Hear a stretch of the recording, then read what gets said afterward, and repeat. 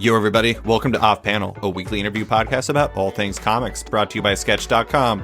I'm your host, David Harper, and this week's podcast is the 250th episode of the show. So the guest had to be the show's most frequent one. He's my best comic friend and the world's biggest fan of Maggott. It's Brandon Burpee. Thanks for coming on, Brandon. Absolutely. Anytime, especially for a momentous occasion such as 250. I was trying to see if I could mod out the logo to have some sort of holofoil type effect. I just don't know if that's possible with a still image on the internet, but whatever. I'll figure it out. That'd be so cool. It would be. I posted a picture of you and I in our holofoil jackets, like your Wolverine one, and I did this article called 50 50 reasons why I love comics, and one of them was about the relationships you make while you talk about them. And I had a picture of us, and I talked about how we met. Nice. Anyways, at the toilet? But because it's at the toilet, exactly. Actually, let's recount that story really quick for listeners that don't know. Brandon is my first comic book friend. Not only comic book friend at this point, but my longest comic book friend. And Brandon and I only met because we kept seeing each other at Bosco's, and Bosco's, which is his former comic shop, my current comic shop in Anchorage, Alaska. And we were at the Beer and Barley Wine Festival in Anchorage. And what happened, Brandon? Man, I got lit. My buddy you had to use tickets to get drinks, and my buddy had unlimited tickets because he's working at the Captain Cook. And I was really plastered, and I thought it'd be a great idea to go offer David tickets. We had never spoken to, really. Yeah, I think we had said a couple words to each other, but I was drunk and he liked comics. I was like, this is the time to converse. So I went. So I was in the bathroom and started trying to give him tickets. I did not have to do anything to get the tickets, but I took them, and then at some point later, I was probably at a similar level of Brandon.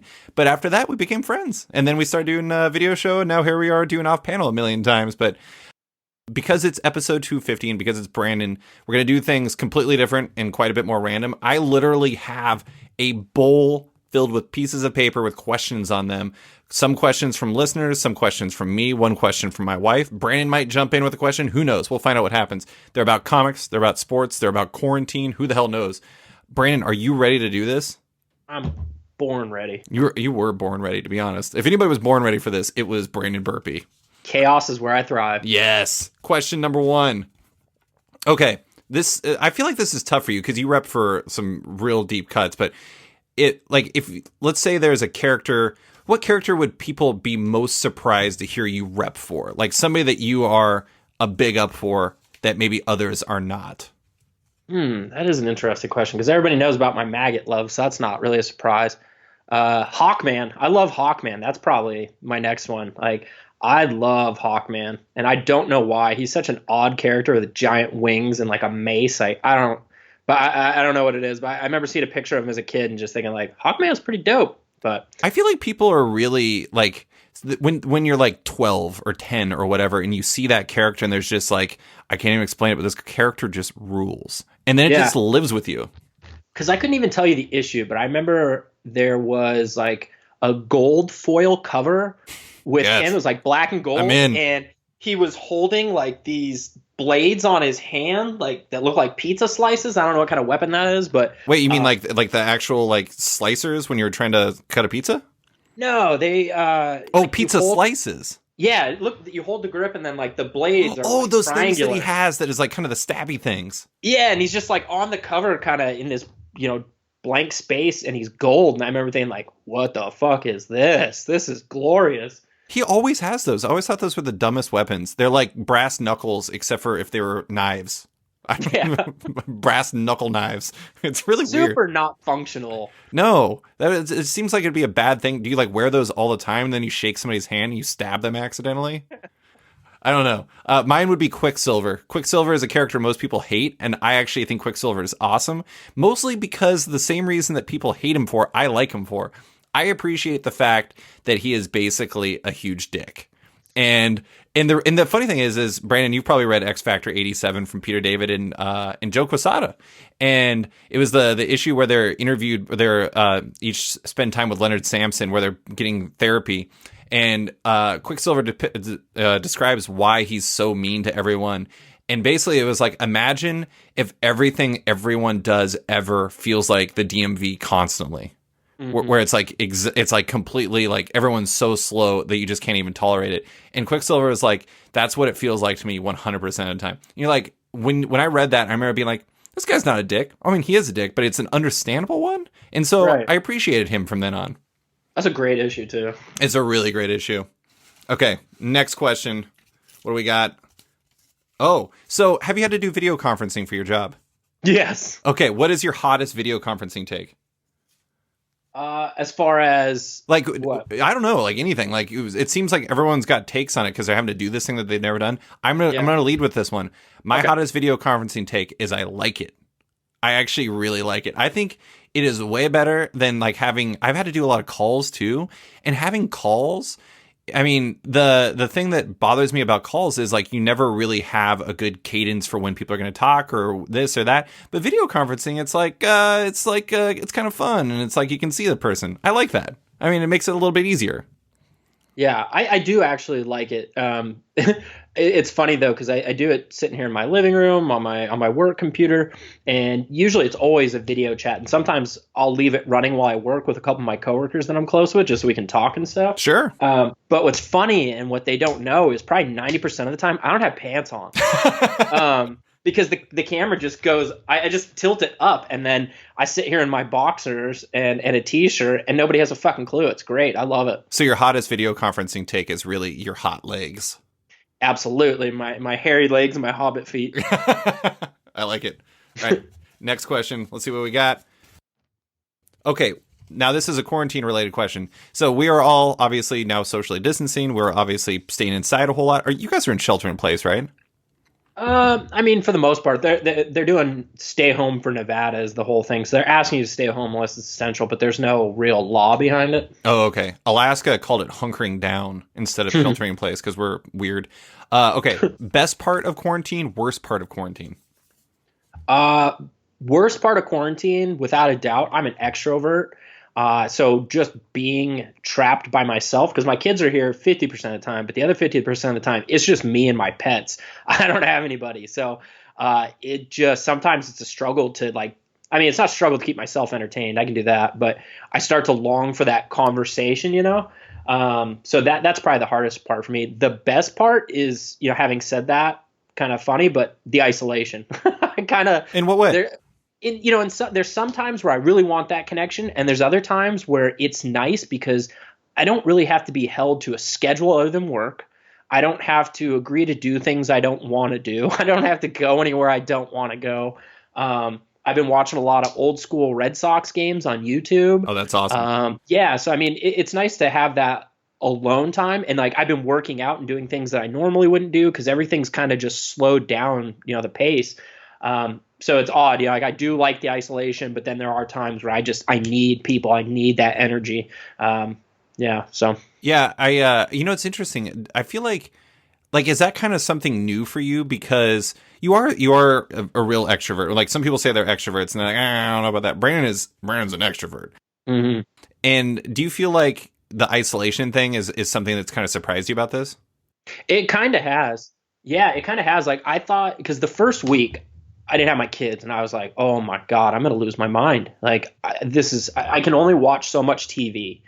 So then but it's evolved. So now I'm reading, catching up on reading, Googling random shit that I feel like I should learn about, looking up places I'd like to travel to. Yeah. And so it is kind of surprising. I thought left to my own devices, I would do nothing. But the sheer boredom has forced me to be active inside of my own walls, which has been kind of nice. So yeah, it is definitely surprising. Yeah, I mean, I think the thing that bothers me the most is the blurring of work and home life, Mm-hmm. where it's like there's kind of an inseparability to it. And so I never do this. I start having work dreams, and I hate that. And then on top of that, this is messed up. I had a nightmare about going outside, which is really messed up. So anyways, but for the most part, I actually really love it. I've had to do it longer than other people have because I was sick before and I didn't want to bring it in during a growing pandemic. Good call. And so I've been at home. What is today? The 11th. Basically, I have been home for a month, and I go out every once in a while. We go for walks and stuff like that. And that's the thing that I think that has been kind of cool is finding how quickly I can adapt to stuff. Because, like, when you're in this undesirable situation, trying to find solutions that make it tolerable for you and enjoyable for you. And for me, I've started taking walks at lunch and just like going, because I live right by the Campbell Creek trail and everything. Just taking walks at lunch, getting some separation, taking walks after work and stuff like that. And just kind of using that as like delineation points where I can say, this is a time away from work. And, it's been really nice, honestly. And like, it's easy. It's a little easier for me because I have, Amber she's impossibly easy to talk to. I can talk to her forever about all kinds of things. She will humor me forever about the dumbest stuff. It's ridiculous. Good. Yeah. Anyways. And so, my cats, despite the fact that they are slowly trying to kill me, it's pretty nice being around them all the time. I will say, if you ever need to just pop on Zoom or pop on whatever and just chat with me for a bit during the day, I'm there for you, bud. Yeah, I'm all for it. Yeah, I think it's funny too, like the whole shutdown thing opens up so many weird situations. Like at least here it does. So like the strip is all shut down, all the lights are out. So sometime this week before I get my kids back, I actually want to take my longboard out there and go longboard the dark strip. Like how weird is that? When is that ever going to happen again? Are the Fremont lights still on? I don't know about Fremont. I would guess not, because they're trying to make sure that they don't draw people in for anything. So I think the lights and stuff, and I don't know. I don't know why. It costs a lot too. Yeah, 100%. So I know some of the buildings, I think it was the MGM Grand, they had windows lit up strategically. So it said like Vegas Strong and things like that. But outside of that, all the neon lights, that's all off. So I think it'd be cool and kind of surreal to do that because, again, when are you ever going to see that again? Yeah, it is. That has been really interesting. I will say one other thing that I think is a good part about quarantine. I've actually been keeping up, like, I normally check in with you every, couple weeks anyways. But, I mean, I've been trying to keep up with people I haven't talked to in a while. And it's been pretty nice, like, checking in with some of my buds and everything. Like, I was texting with Eric Naylor today and about, like, Final Fantasy VII's remake coming out. And he and my buddy... Oh, it's so cool. Have you played it? Yes. I need to get on it. I mean, honestly, like I've been playing. I haven't. What the funny thing is like, despite all of this, I have not done much outside my normal because I'm doing my comic stuff. I did 7 podcasts in 8 days, which was insane. So I've been staying really busy. So it's like I haven't really been able to catch up with things like I kind of want to. But at the same time, I don't know. I mean, like, I think there are pluses from this. Obviously, there's a lot of negatives, but it's interesting. Anyways, next question. What do we got? All right. So this is a question from a listener, and I'm going to lay out a situation. It's from Scott McGovern, and he was wondering, did ComicHub have a chance to succeed? So I'm going to explain it to you, and I'm going to ask you what you think about this solution. So obviously, comics aren't coming out right now. There's no digital, there's no print, there's nothing because publishers are not releasing in digital while comic shops can't be open and while Diamond can't ship new comics. So some retailers and some other folks got together with a solution. They worked with this group called, this retailer suite of tools named ComicHub to come up with a solution where publishers could release their comics digitally through this platform.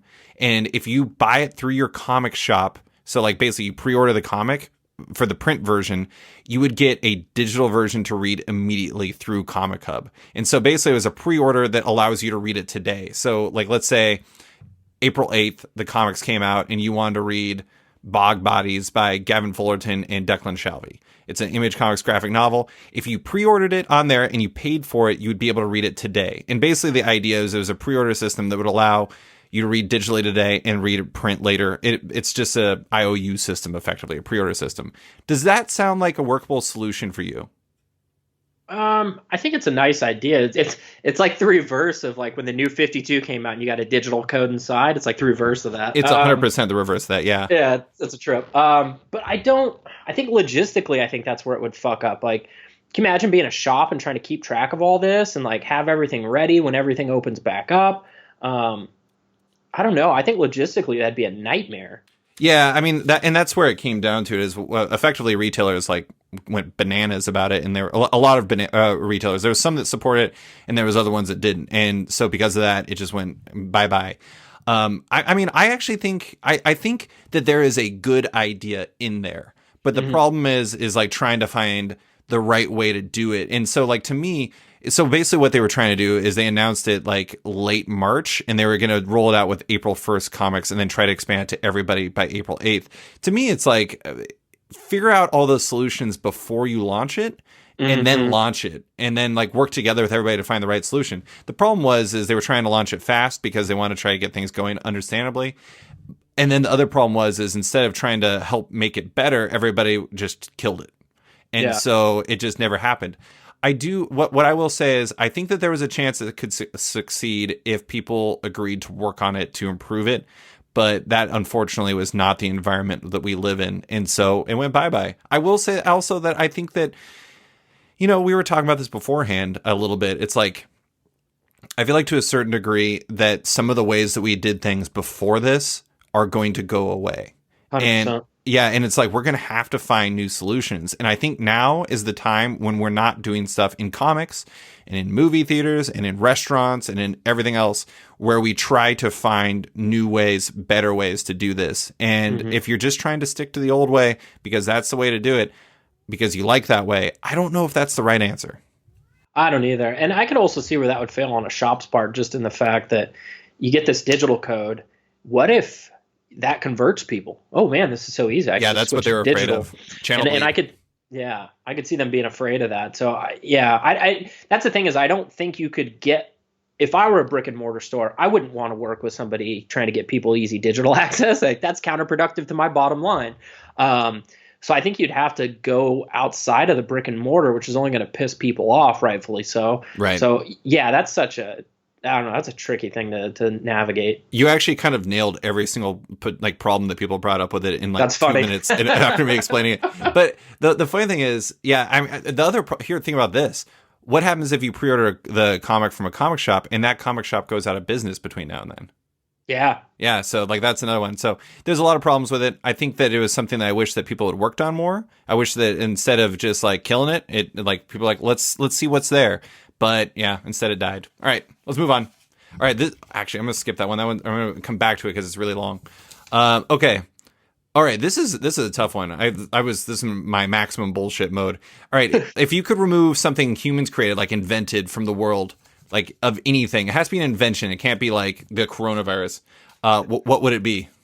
Who's to say the coronavirus isn't an invention? Oh my god! No, I'm just kidding. I'm not trying. I know. So many people think it's like 5G and crazy shit. Oh god. Have you seen that? Weird. It's so weird. I like to think that they're talking about DC's 5G initiative that they were talking about, and it's just like, oh, this is disgusting. No, coronavirus. I didn't think it was like a serious thing until the CDC came out and made a statement. I'm like, holy shit, like, people really believe that? That's wild. There is something, like, everybody believes something. I mean, there's people that believe the earth is flat. I mean, the Kyrie Irving believes the earth is flat. It's a fucking clown show, man. It's ridiculous. Anyways, what invention would you delete? Oh, man, that's a really good question. I want to lean towards, and I don't know, some people may not like this, and I'm not anti-gun, but I would maybe eliminate guns. Ooh, I like it. Again, I'm not anti-gun. I own a gun, but I can count on my hand how many times I've used it on one hand. And maybe even to narrow it down, just like assault rifles and automatic weapons. I don't see why anybody who's not military needs that shit. Yeah. How about this? How about we say that the only thing that people can have if they want a gun is like one of those really slow ass loading muskets. Yeah, I'd be down for that. That'd be interesting to watch. Yeah, sure. But yeah, no, I think I'd probably go with something like that. Something that's destructive. Yeah. I am 100% in support of that. I was going to say Facebook. Your answer is way better than mine. I mean, my only Facebook's a good one too, though. The problem with that is I wouldn't have a job because my job is in social media. But the thing is like, people have a lot of problems with Facebook. You know, the way it's impacted news, the way it's impacted government. Here's my fundamental issue. And, you know, honestly, I love Twitter, and Twitter is part of this problem too. I feel like it has fundamentally weakened the discourse in the world. It has changed the way that we engage with each other as people, and I think that sucks because it's just ridiculous. It's like, what happened to having, I don't know, like social norms used to keep us from saying like batshit crazy stuff to each other in like the real world. And I still think, I think that we now have let some bleed over come from the fact that comment sections on Facebook allow us to just wild out at people. People are like, oh, you know, I like this sandwich. And you're like, fuck that sandwich, fuck you, and I hate meat. And you're like, right. What are you even talking about? And now people actually say that in the real world. And I kind of blame Facebook for that. part of the problem with that is like, you know, there's like, you know how people have to say like guns don't kill people, I do, which, you know, if somebody says that, first off, you're basically admitting to murder and you should go to jail. Second off, I mean, people could say that on Facebook too, because Facebook has effectively revealed the downside to humanity, which is that a lot of us are terrible. But anyways, I don't know. I would say Facebook, although that assault rifle lean is definitely high on my list as well. Let's say both of ours are gone. What a world. What a world. We've just fixed the world, Brand. This podcast is already incredible. Man, we've already drafted for the Marvel and DC universe and made them better. Now we're making our real universe better. We're making some change around here, David. We're coming at you next, coronavirus. Don't you forget it. All right. Speaking of coronavirus, what should happen to the NBA season? Fuck. I mean, as a Suns fan, toss it. Who cares? I'm not going anywhere. I recently, I'm in a basketball DM thread with a bunch of comics pros, and I recently said that if the season doesn't happen, you can never disprove to me that the Pacers weren't going to go 16-0 in the playoffs and win the NBA Finals. So 100%. We may have slid into the playoffs. We'll never know. I feel like all 16 teams should get a mutual share of the title, and they should just all get an asterisk. That'd be crazy. The Suns would get theirs by default, their first one. They're not one of the 16 teams. They're not in the playoffs. You don't know that. Like you said, you can't prove that. That's true. They could go on an unbelievable winning streak while everyone else goes on a losing streak. Yeah, we could win out. That'd be incredible. I will say, your boy DeAndre Ayton, I told you that. I actually thought he was one of the most fun parts about that 2K tournament. Yeah, I enjoy it depending on the matchup. Some of it's just dry. Like I want to. Kevin Durant was the most boring person in the world. My God. Ugh. I think I honestly, like, I've been talking with another buddy of mine who's a big sports nut, and he was saying, it's like, oh yeah, I hope baseball and sports are coming back soon. I'm like, I don't. Like, why risk it? Like, honestly, I understand that people want money. I understand all this stuff. But if they bring back the NBA season at September, like, training camp normally opens for next season in October. Like, this season's got to die. It's just, I don't know how they bring it back. Yeah, I think also if you can't do it with an audience, don't do it. It's so weird. Like, I'm a wrestling fan, so I've been watching these wrestling shows. Is it weird? It's so weird because the crowd interaction is such a large part of any type of sporting event or performance, Especially wrestling, which is so, like, performative. Oh, yeah, because the crowd can change the whole feel of the show. Sometimes a crowd will hijack a whole show and start chants and get off topic. I mean, a lot of pro wrestling is the audience interaction. And so to watch them just doing it with nobody there is so fucking weird. And so I feel like that's what sports would look like. And that's not real. I mean, baseball I could live with because that's, you're outside. It's maybe a little quiet anyway. Mm-hmm. But like basketball, could you imagine just squeak, squeak, squeak. That's all you'd hear. Yeah, it'd be weird. Did you hear? There was one proposed idea that they would do the rest of the season in Vegas. I did see that and put them all in one hotel, which would actually be great for us because then at least one hotel could put staff back to work or however many hotels they put these people in. They could get limited staff back. They'd make some income. That would actually not be terrible for us. But yeah, they were also planning on doing that without a crowd. Would you break in and watch from the rafters? Depends on how they set it up. If they did it where like they just took the 16 teams, like you said now, who would be in it and just had them play, fuck it, I don't care. I feel like you would get extremely, extremely arrested if they caught you. Like there would be a new crime invented for whatever you did. In that regard, that would be pretty cool. That would be pioneering, man. That's awesome. The height of COVID, I created this. All right, next question. Let's see what we got here. Oh, so this is tricky. Okay. So Keegan Ray, all-time classic off-panel listener and sketch subscriber, he had a proposal for us on Twitter where he said, basically challenged us to ask one question completely free of judgment. If you could do that, what would it be? Assuming that either of us would not judge each other. I told him that you and I don't judge each other, period, and we've asked each other a lot of really dumb stuff already. Is there anything you've always wanted to ask me that you have not felt comfortable in asking me? No, never. Am I handsome? Sure. All right. I guess that's it. Thanks, Keegan. I mean, we could make something up. Like, who would you think? You could kill somebody. I don't know. Like, oh, I mean, I don't want to say because it would technically be an assassination. Would somebody on this podcast be able to tell somebody? Is that what you don't want to say? No, I feel like I made it really clear based off of the word I used there. I don't want to expand on that. We got to go. Okay, so David Kelly asks, who is the all-time greatest comic book bad boy? Can I go first? Yeah. Brandon Burpee. Damn right. Was that your answer Same too? thing. Yeah. 100%. 100%. Ain't nobody badder than that bad boy. Comic-Con shit show. Oh, man. You know, honestly, you say that, but you've been out shit-showed on, like, multiple occasions by people in comics. Really? Did any of them steal Starbucks signs and almost get run over by a garbage truck and then take walks with people from Kenya that were homeless? That was technically funny, not shit show.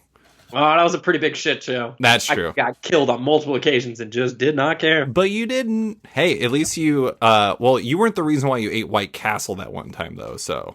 Oh, that was brutal, too. That was brutal. Okay, this is from me, and this is a question I've never asked you before. So you're a huge fan of Maggott. You know that. I know that. Everybody knows that.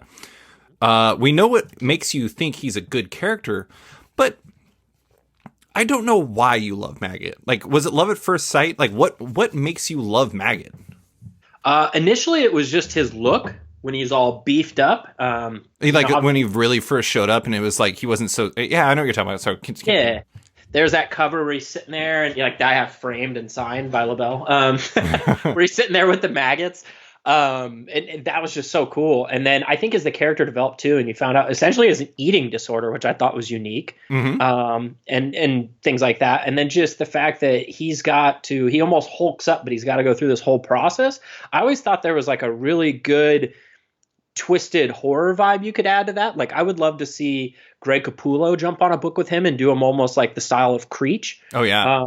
I think like you could put a very nice horror vibe to you know, after he hits, you know, the part where he's Maggott, no longer Japheth. I don't know. And he's just such a weird character too, that I think he could have slid easily, and I've said this a million times, into like Morrison and Quietly's thing, in New X-Men run. Right. I think if you came at him in the right angle, he's actually a pretty diverse character. I think the problem is they slapped that really, really hard to write out accent on him. Yeah. So people had to write all this weird shit, and if I was a writer, I don't want to keep doing that. Yeah. So I think if you toss that, I think he might have had a little more time around. And if they hadn't treated him kind of like more of a joke towards the end. Yeah, yeah. I mean, that's the funny thing is like I think every bad character, not bad. I'm not saying Maggott's bad character, but you know, one of those ones that like makes one of CBR's 5,700 like list articles like 10 characters you can't believe exist, and like I think every single one of those characters has an interesting story that could be told with them. And I agree. And like I you know, this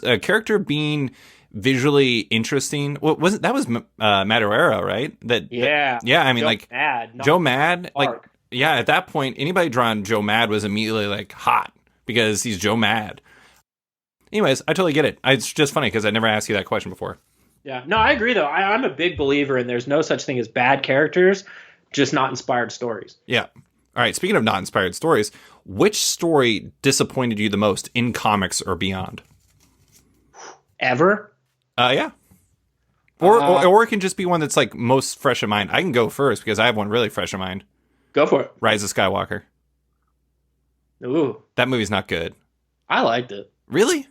Yeah. I've only seen it the one time, but I enjoyed it. I thought there was definitely some like, how the hell did they get here moments, but overall I thought it was enjoyable. Oh man, I did not like it. Amber and I, when we left the theater, I was just like, I feel nothing for this movie. And then we watched it again. I'm like, this movie's just bad. But I don't know. That's just me. I don't know. It was just really weird. And it was like, one of my least favorite things is when there's unfulfilled things in a story. And Finn kept saying, I have to tell you something, Rey. And he never tells her. From what I read up on, Force sensitive. One of the writers is that was Force sensitive. Yeah, but yeah, they do not cover that in the movie. I mean, it's weird. Like, why?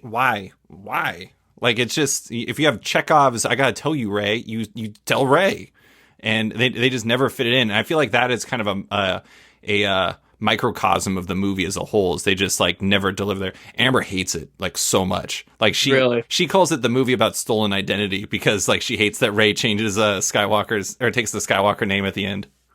Oh man, that was kind of a cheesy ass scene though. Yeah, spoilers, I guess. Apologies. Man, if you haven't seen it by now, especially quarantine, get out of here. Yeah, exactly. Anyways, what story disappointed you?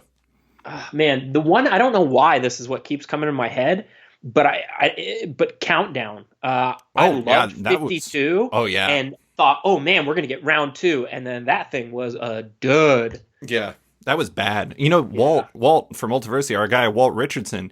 He actually recently did a column where he went back, or a column or a podcast, I don't know, one of the two, where he went back and reread the whole series and just like talked about it. I'm like, why would you do that to yourself? Yeah, was he feeling like a certain way about himself that he needed to punish himself, or what? Countdown's bad. Countdown's really bad, and I'm not somebody. Well, unless it's for funny purposes, I'll shit on things, but I don't really harp on it too much. That is one that I don't think we've ever talked about it really since it happened, but.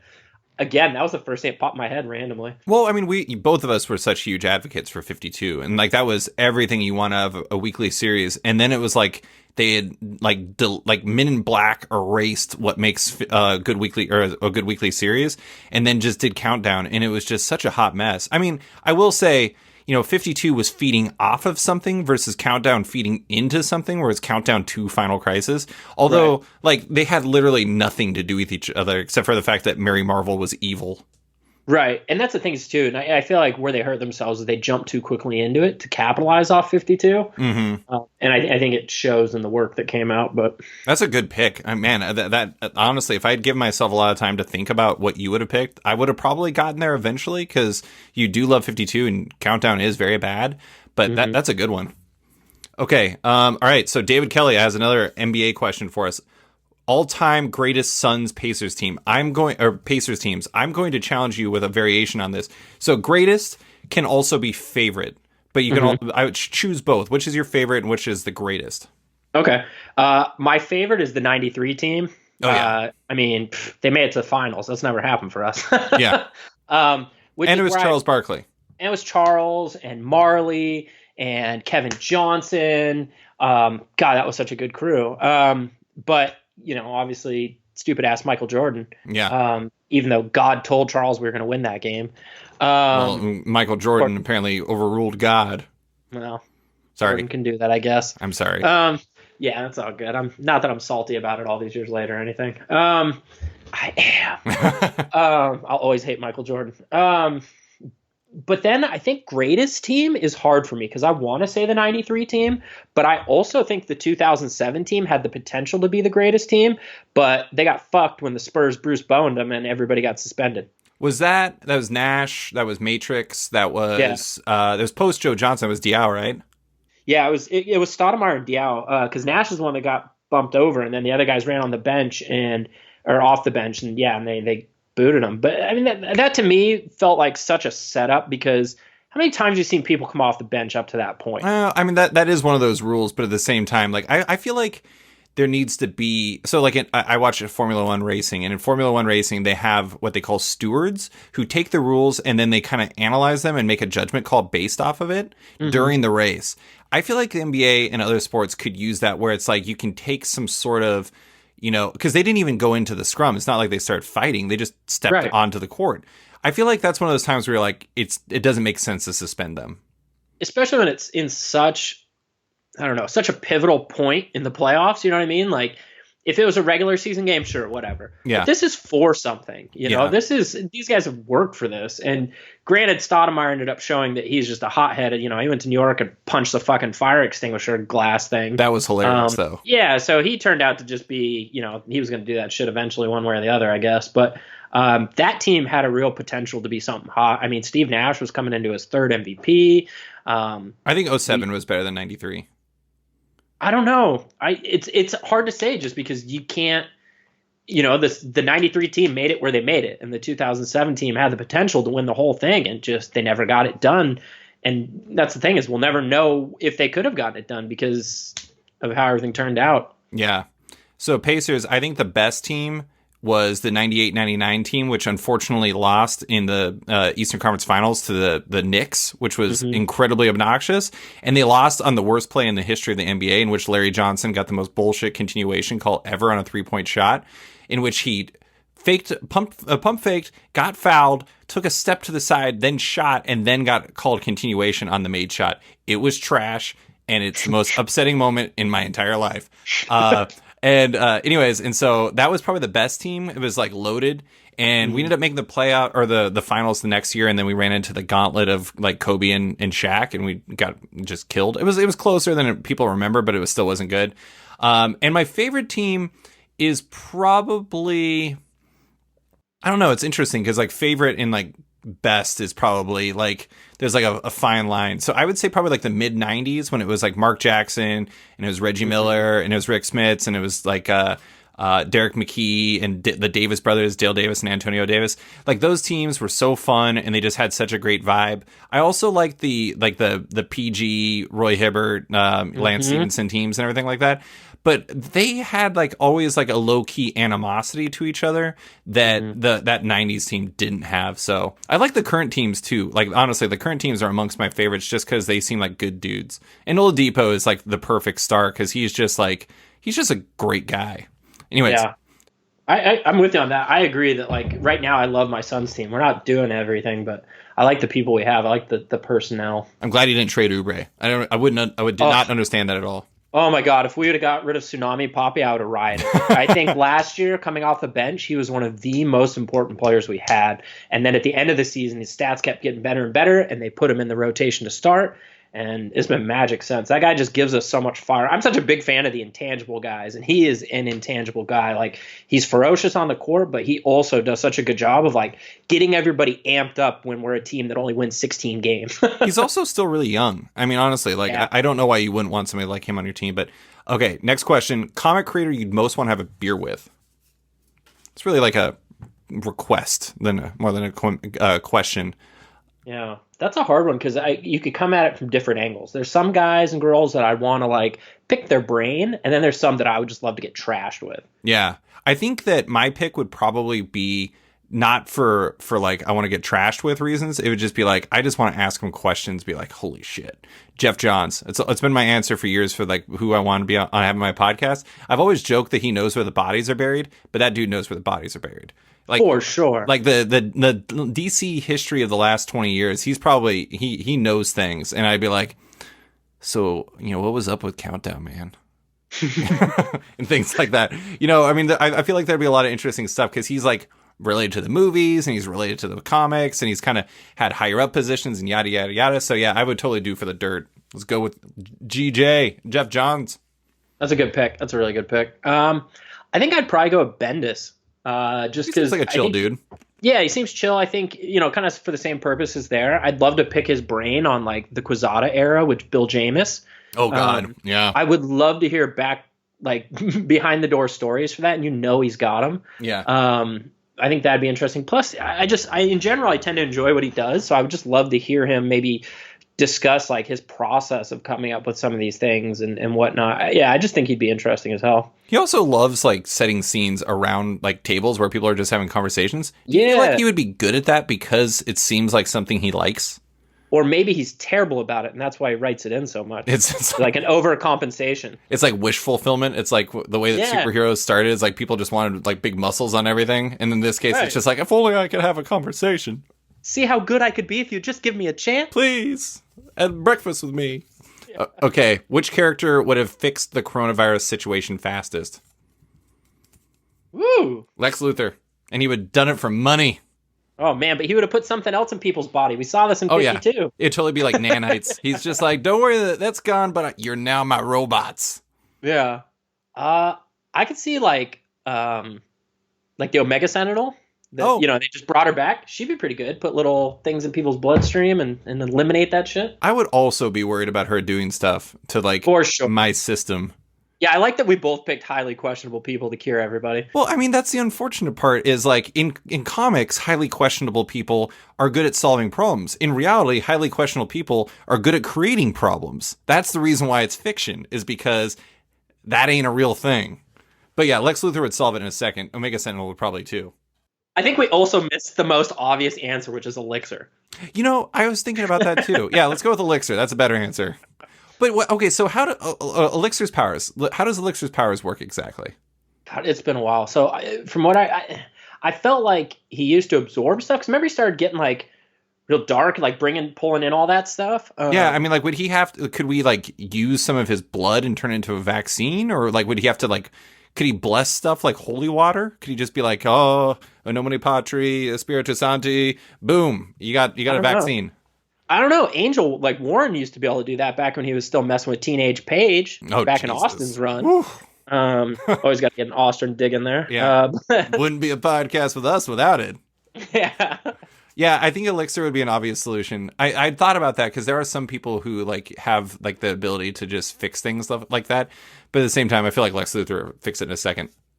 Okay, all right. Next one is best and worst habit you've taken on during the quarantine. Do you feel like we covered that earlier?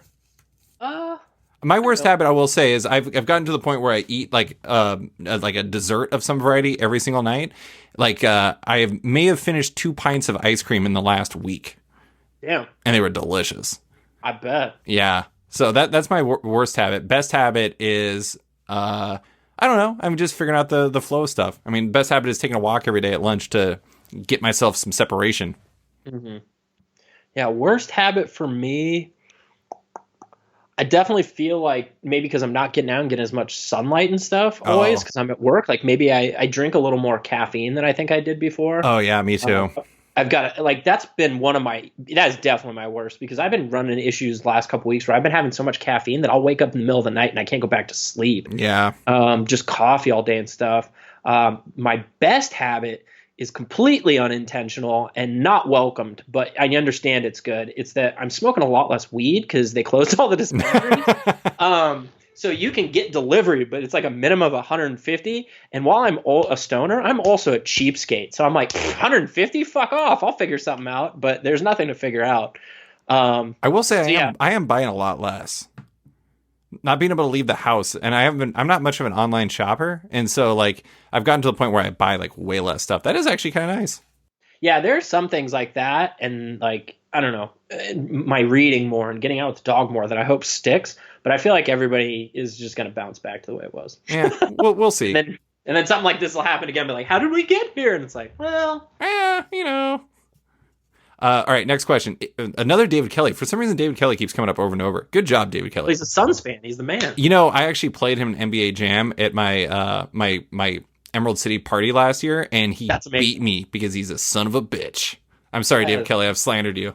He's a sons of a bitch. He's a sons of a bitch. Anyways, all right. If you could be one character for real, who would you be? Ooh.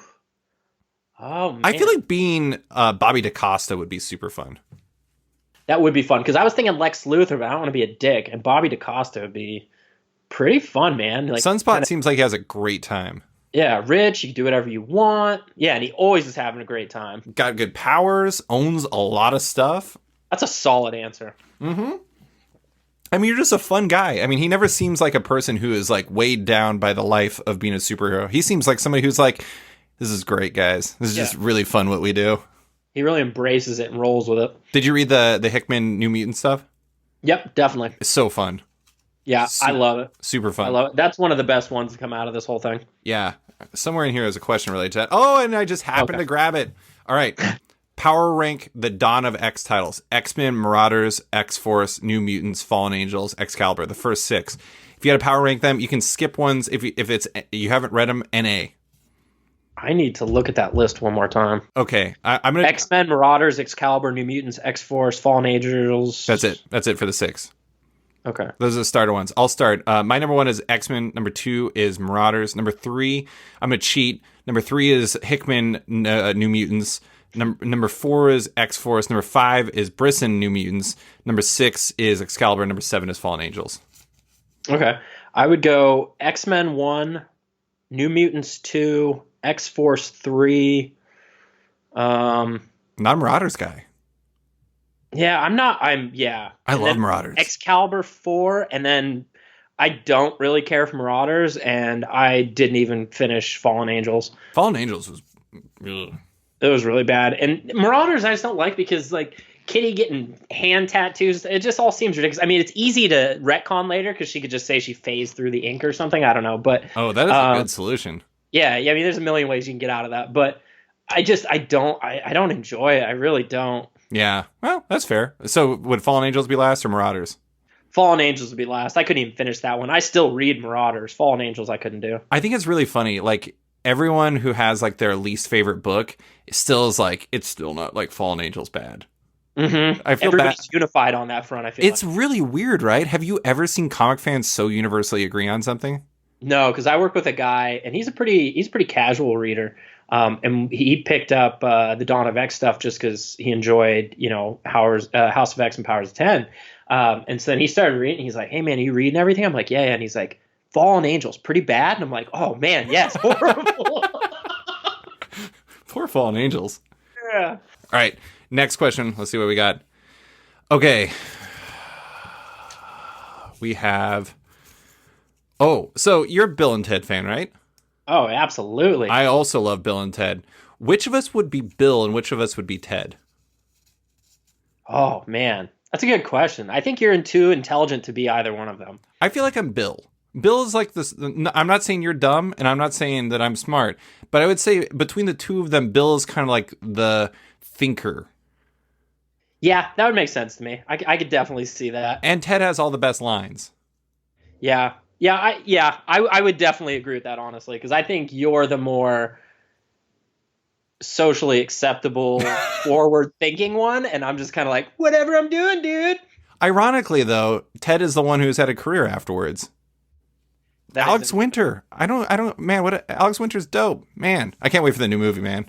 I'm so excited. And like, I know people are bitching because they've got like daughters and stuff, but I watch these movies with the kids, and Eva's so stoked. Yeah. Well, and also, I love the idea. I love the idea that they were meant to be like humanity's savior and what happens if your life doesn't work out perfectly. It's like the perfect like midlife crisis movie. Yeah, I can't wait. Like at work, sometimes I'll have to do like phone calls and chat. I always end it with, "I hope you have a most excellent evening," and I totally rip that from there. Or I'll say, "Have a most resplendent day," which is also from there. So I was going to throw this out there. You should check out Mondo. They at Mondo Tees. They have a new Bill and Ted line, and they have a shirt that's "Be excellent to each other." And I feel like, man, yeah, it's awesome. That was on my business cards when I was in real estate. Oh my god, that's awesome. That was on the back of my card. It said, "Be excellent to each other." Yeah, I love it. There's so many good quotes in there. I don't know why I always really loved "There's trouble afoot at the Circle K." I love that one. It's such a weird line, but it's just like it very much like Ted has a funny way of using words that are like intelligent, but he uses them in such funny ways, like trouble afoot. Like, who says that? It's like a Sherlock Holmes type or something. Yeah, that's great. Okay, next question. Best comic character to quarantine with? Shit. Who would it be? I mean, I feel like just throwing it out there, I feel like Elixir is still the right answer. Could be. I mean, just in the mere fact that, if you actually got it, like, perfect, done, you're good. It's like you could not socially distance and you'd be fine. You're like, don't worry, I know I don't have it. My roommate literally cures all diseases. Yeah, that would be pretty nice. I don't know though. I'm trying to think of who. It's kind of would be a lot of fun. But you want to be a lot of fun, but also would be willing to like give you space. Yeah, I might be down with like Swamp Thing or Poison Ivy because maybe they could grow me some weed. Okay, so I'm gonna go with Elixir and you go with Swamp Thing. Let's go with Poison Ivy because I need somebody with access to the green, both in comics and in real life. Man, if that was the green that Scott Snyder wrote about, it would be a much different book. Unless it was. Scott Snyder, hit us up. Let us know if that was the green you were referring to. I always assume it is. I was just waiting for a Dr. Green Thumb entrance. Boom. Okay, so Amber wants us to identify which X-Men are dog people and which X-Men are cat people. I love it. So I created a short list. She didn't give me names. I was just like, who should we talk about? She's like, I don't care. Just come up with it. Wolverine. Dog person. Dog person, 100%. Jubilee.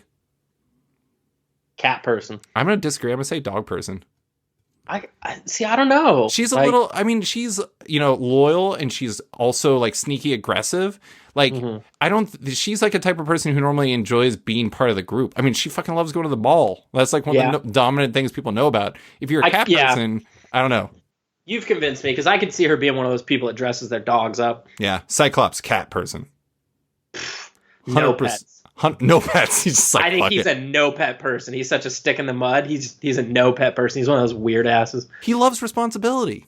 dogs and cats and all animals' responsibility. But every time the dog shit in his house, he would take that so personally and just, like, oh, no, internalize it. It's my I'm the fault. worst dog owner ever. I'm going to go sleep with my ex-wife now. Wait, which one is that? Are we talking about Madeline Pryor or are we talking about Jean Grey? Madeline, Jean, Emma. It's all fluid, it seems like, anyway now. He was never married to Emma, was he? No, but I mean, they were together for a while, and he kind of hopped out on Jean in the middle of their shit. When he was with Jean, he hopped out with Madeline. He's kind of a terrible husband and father. He's kind of a terrible a lot of things, to be honest. Yeah. I love Cyclops, but in real life, that guy'd be a shitbag. Yeah, exactly. He'd be terrible. He totally would own a yacht in real life and just wear polo shirts all the time. Little boat shoes. How did this turn into like a Cyclops slander hour? I don't get it because I love Cyclops. I know. I also like Cyclops, but it's true. I'm saying cat person. You're saying no pet. Maggott. He has eeny and meeny. Yeah, he's more of a worm farm kind of guy. We've got worms. Yeah, we got worms. Jean Grey. Cat person. Yeah, I could see that. Would she use her powers to telepathically communicate with her cat? I don't know. Can she telepathically communicate with animals? I don't think that's her job. I don't think that's her thing. If you're a telepath, can't you communicate with anything? But I mean, you wouldn't understand the language you were communicating. That's assuming you're using language. You could like be like, don't poop there. Don't scratch the thing. And the cat's like, I won't scratch the thing. I won't poop there. Yeah. I don't know. Just throwing it out there. Magneto. I'm saying cat person. I could see him like... He's such a moody bitch. Yeah, I could see him sitting there like a Bond villain with a cat for sure. Totally, yeah. But it would be like a big cat. He would have like a fucking saber-tooth tiger or some stupid shit. That'd be cool. He'd be he'd be an over-the-top cat person. I feel like that fits his current costume in the Dawn of X era with the white. I feel like what if he had like some sort of like Siberian tiger? Yeah. Oh, yeah. Yeah, I like it. Tiger King. Yeah, Tiger King Magneto. All right, Storm. Cat person. Yeah, totally a cat person. Man, I was gonna do a bigger list, but I was like, I feel like we could go on this for a while. Hold on, let me look at my books really quick and see who else. I mean, okay, multiple man. Yeah, it depends which multiple. That's tough. Man, that is tough. Layla Miller would be a cat person. What about who's the dude from Ecstatics? The main dude. Oh, the orphan. The orphan. I think cat person again. Cat person, because he's so sensitive to touch. I think a dog would be too much for him. Yeah. Dupe. Dupe. A cat person. Yeah. Cat person. Unless he could ride a dog. You know, there hasn't been a lot of dupe rep in Dawn of X. Dude, there's been no dupe rep. There's been no Maggott rep anymore. They had me so keyed up because he was showing up all over the place in the background of stuff, and now he's just gone. Yeah. Yeah, but I love the fact. For like a decade. Can I just say it's really funny to me that like you're known enough as a Maggott fan that Russell Dowderman is like, I'm pretty sure this is Maggott. Dude, that was so fucking cool that guy even knew who I was, let alone my Maggott obsession. Like, that was up there with Capullo. Like, I have so much respect for those guys, and the fact that they even have an inkling of who I am is so fucking cool. Yeah, it was super funny. All right, good question, Amber. I like it. All right, that was fun. Most exciting comics moment and most traumatic comics moment. Ooh. I have both my answers immediately, and I literally just thought of them. Go for it. Exciting was not even in comics. It was meeting Greg Capullo that one time. Yeah. Yeah, so Brandon and that was also terrifying. I've retold this story a number of times, but I'll just do a quick version. We were at Yotel out in New York City. We were going to get some food. We get out of the elevator, and as we're getting out, this was back when we had a YouTube show, this booming voice came out of the crowd that was going into the elevator, and he was like, hey! And all of a sudden, this dude comes up to us. He's like, you guys are the guys from the YouTube. And then like we're like, oh, God, are we going to get killed? Because he looks like a really intense dude. Like I described him as he looks like somebody who was like a roadie for like Motorhead or something.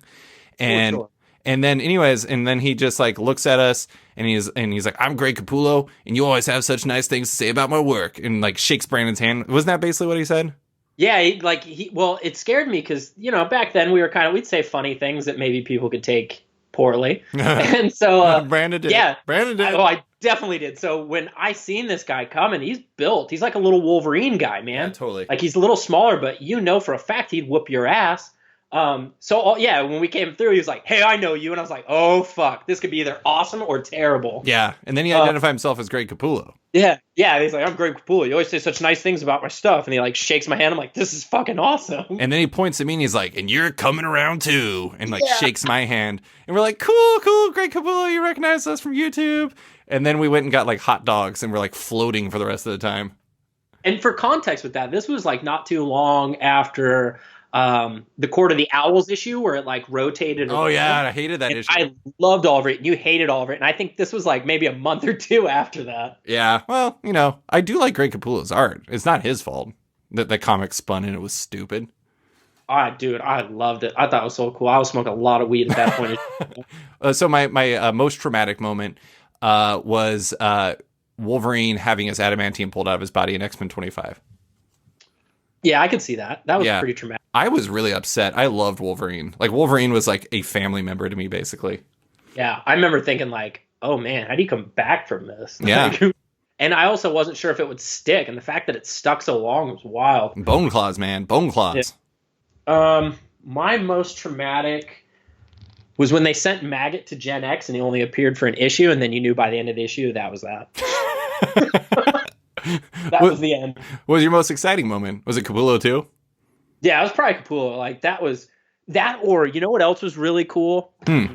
Was when we were, I don't remember if it was the first or second Emerald City Comic Con we went to. I want to say it was when we the first. tag team interviewed Bendis? Yeah, well, that was cool too. That whole fucking thing was cool. And doing my first ever interview with a creator was Mike Allred, and like, man, we got who else did we do the interview with? He died not too long ago. Len Wein. That was incredible. That was so surreal. That whole convention was incredible. But the one that always sticks with me is when we were waiting for the whole like Green Lantern. Oh, when Jeff Johns did the sketches for us. Yeah, and we put the books out, and he just started sketching out the Joker for me, and I'm like, oh my god, do I just have a Jeff Johns Joker that I didn't ask for? Like, this is so fucking cool. Like, I have the Thing. He's actually a pretty good artist. He is, yeah. Like, I would say if I could just cheat, that whole first convention at Emerald City Comic Con was one of the coolest ever. I think it's really funny that both you and I picked real world events for our most exciting moments involving comics. I don't know. It's kind of funny how that works. I mean, there's a lot of exciting moments from comics themselves, but those are the first things I think of too.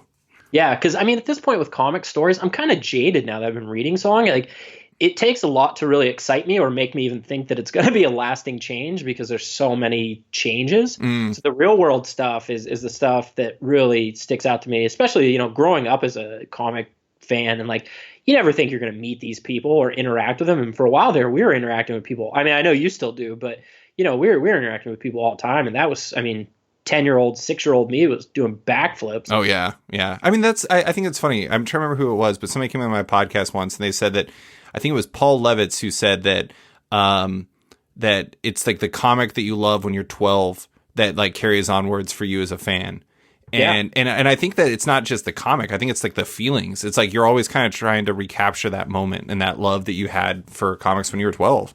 And sometimes when you can tap into that, that's where like the magic happens. And that's not to say that it's like a infantile, juvenile like hobby or something like that. But there's something. It's not even about the subject matter. It's about the emotions. Right. Yeah, and I think we also got lucky too. I mean, I want to say I can only think of one creator that wasn't. No, two, actually. Let me go back on that. I can only think of like two creators that weren't necessarily receptive or kind. I don't know. Pick your word. We'll treat it like a lib, but that were a little less friendly. But the majority of the people, and it's funny, like the bigger names were some of the friendlier names, and not in like a generic way, but in like actually having a conversation with you and discussing things, and you know, and then you had people like Kieran Gillen and Rob Guillory, who did like an John Layman. John Layman, and yeah, that's right, John Layman, and did like an art off for us out of nowhere. So I mean, I think people were really good sports, and you always hear like, don't meet your idols, or not that these people are necessarily my idols, all of these, but they're people who are kind of outside of your normal social circle and do things that you enjoy. So you kind of worry, all right, what's this person going to be like? And I would say overwhelmingly, other than two people I can think of, which I'm sure you could guess. I have no idea what you're talking about, but let's never talk about this again. Yeah, we're pretty amazing. We can cover this later, but trust me, you'll know who I'm talking about. Okay, next question. What is this? Okay, so how are we feeling about the X-Men post House of X and Powers of 10? Up, down, equal. A little bit of a wave sometimes, up down. Yeah. I think it came in hot, and I think some of the titles are hot, but I think maybe we're seeing too many titles being circled out now, or like cycled out. I think like you're getting rid of Fallen Angels, and then you're bringing in, 3 more titles. And at a certain point, I start to worry about oversaturation, which is, if you're an X-Men fan, you understand like that's what killed it last time. Yeah. So I worry about that and not keeping a tight ship. I understand like there's a whole collective outline, I'm sure, of what Hickman's trying to accomplish. But when you get books like Fallen Angels, and granted, everything's you don't, none of these creators come out looking to make a dud. You know what I mean? Some things just don't connect. And some things aren't just for you too. I mean, like, right. There's some people who like totally rep for some of the Donna X books, and I don't like them, but I'm not gonna say that they're wrong to like Excalibur. Just like, if you don't like Marauders, but I love it, but you're not gonna try to convince me otherwise. Exactly, because I mean, everybody on these books is talented. Absolutely, it's just some things just don't connect with you as a reader. And Fallen Angels was one of those, but there's just so many, and anymore, especially, coming out of this, we'll see how people's budgets change towards comic buying and, things like that. Having all these ancillary titles that are maybe not as important as they need to be, they're going to have to dial some of this back, I think, especially coming out of this. But I almost prefer if they would have had like 2-3 titles and just left. And it's tough too, because it's like, you want all the different angles and you want to touch on those different things, but it's really hard not to look at the line as a whole and not feel like the best stuff is Hickman. Mm-hmm. Oh yeah, for sure. I mean, having said that, I love X-Force. I love Percy though. Yeah. I love him. His Old Man Wolverine stuff, or Old Man Logan, his Green Arrow stuff, phenomenal. Yeah. So yeah, I was a little biased coming to that one because his stuff resonates with me. I don't know what it is, but I love the nitty gritty of what he does. Well, good. Yeah. Okay, now next question before I get into it: are you Pokemon aware? I am Pokemon aware. I just got done playing Pokemon Sword. Nice. Okay, what 6 Pokemon would be on your team? Keegan Ray was asking.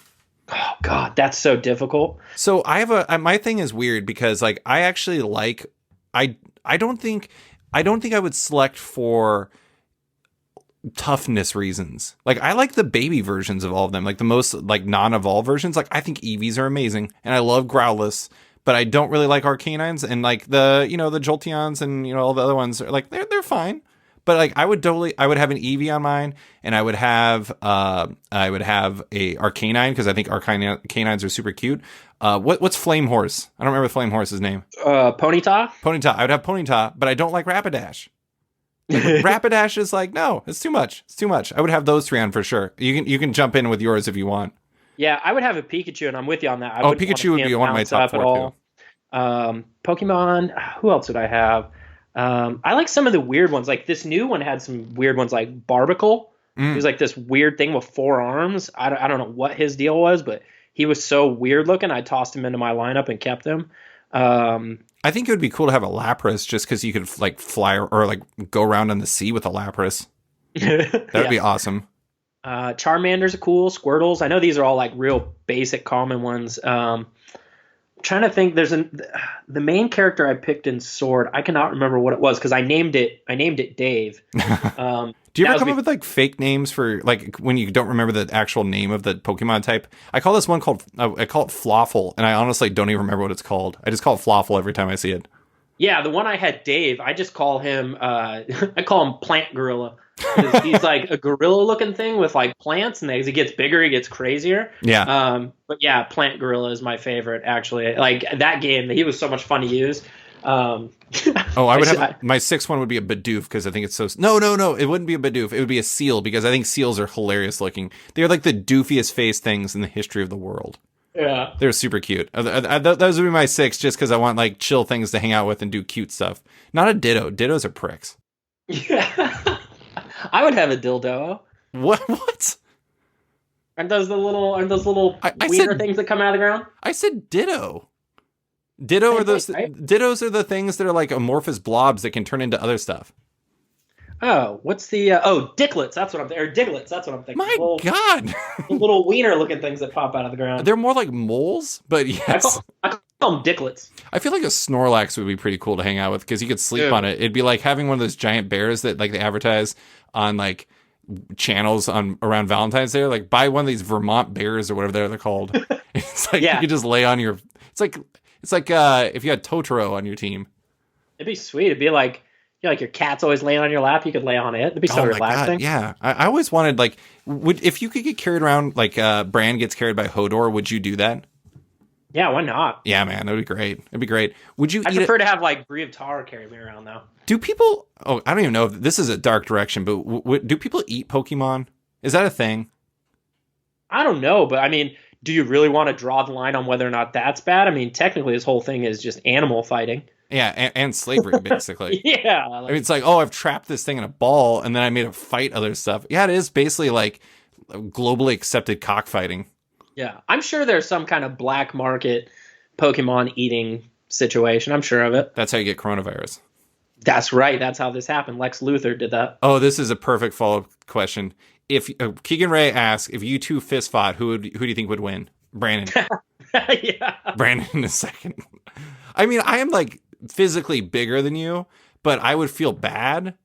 And like, I feel like you're like Wolverine and I'm like Cyclops when it comes to a fight. I'd be like, no, let's make sure we have ground rules. And then you kick me in the nuts. Yeah, that's pretty much it. Like, I don't like the fight, but I will if I have to. Like, I don't give a fuck. And yeah, I'm not like, hey, I'm gonna throw fists. If I have an open shot, I'll kick you in the dick. I don't care. I'm here to win. Yeah. And then the follow-up question is, what power would you choose to help you beat the other? I would use like telepathy and I'd just like delete your brain. Sorry. Yeah. Or I would just convince you to not fight, or convince you already lost.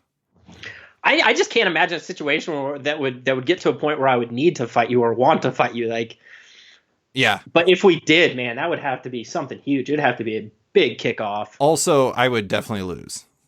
I feel like even with powers, if you didn't have powers and I'd have powers, I wouldn't use them because I'd feel bad, and then you would again kick me in the junk. That's possible. Yeah. All right. Next question. This is a tough one. What would be the shape of the current American comics if the Comics Code Authority never existed? Genres, formats, publishers, distribution, etc. Gonzalo Duarte. Now, so I'm gonna lead off on this one just because it's really complex. So here's the funny thing. So the Comics Code was the thing that came out from all the nonsense with what is his name? I'm completely Frederick Wertham. Wait, Wertham? I think it's not Frederick. My God, I'm embarrassing myself right now. Yeah, I think it is Frederick Wertham. Yeah, it is Frederick Wertham. Anyways, Frederick Wertham had that whole thing, and then they had the Comics Code because it was all indecent, so no more horror comics, and no more hot ladies, and no more all this, and yada, yada, yada. And so then it became like Westerns and all kinds of stuff for like 15, 20 years. I actually think, I'm going to take the alternate thing. I don't know, I don't want to say it was a good thing, but I feel like sometimes when things have time to be away, it allows them to find what they're going to be next. And maybe that's like kind of what the coronavirus stuff is going to end up being. But it's like, I feel like I could have seen comics burning out completely by the time Fantastic Four was created if they hadn't been kind of put on hiatus. And then when they became kind of like a counterculture thing because of all the Wertham stuff and all the Comics Code stuff, then it became something cool, kind of like smoking or drugs. You know what I'm saying? Where it's like there's something different about it, and so people want to be like associated with it. And so I kind of feel like that might have, I don't want to say it would have been a good thing. So I honestly think that there's two solutions. One, comics would be much more popular, or comics wouldn't exist. Those are your two options for what would have happened if the Comics Code Authority did not happen. Yeah, and I'm more inclined to think that it held the industry back just because it really limited what type of comics you could put out, and probably helped to pigeonhole it into being a more kids oriented thing and the way that people viewed it. And I think it probably, as far as sales and things, maybe back then it didn't really impact it, but long term, the overall optics of the comic book business, I think came across more as kiddie and, not really an intellectual art form. But having said that, then you got things like Moss, like where they were able to do this within that, you know what I mean? I don't think the Comics Code actually had any say on that, but it wasn't like real racy or anything, but it was a true artistic, piece of work. But yeah, I think overall, I mean, I think, yeah, I agree with you. There's probably pros and cons to it, but I think it held the industry back as far as the way people viewed it as an art form. Yeah, I hadn't thought of that. You're probably right, where it was like it became something taboo, and so then they had to shift to become something that was not offensive, and so then it got placed in like a bucket of like something people don't want to engage with. Yeah, that's true. All right, next one, we're getting back to the X-Men because I challenge us to rank something. So there have been some key eras throughout through this century. I boiled it down to New X-Men, Astonishing X, like periods. New X-Men period, Astonishing X-Men period, like the period where Carey and Brubaker took over, Wolverine in the X-Men era, Bendis era, Age of X period, and then Hickman. Rank those. Holy shit. So Astonishing was also around Chuck Austen, wasn't it? Yeah, I think it was right afterwards. Tail end of that, yeah. That's kind of. I'm going to put my number one is Wolverine in the X-Men era. I think that's both underrated and awesome because there was also X Factor, and that was also Uncanny X-Force and a bunch of other stuff. I mean, top to bottom, I would say that's my favorite. Yeah. I'm gonna go Wolverine in the X-Men.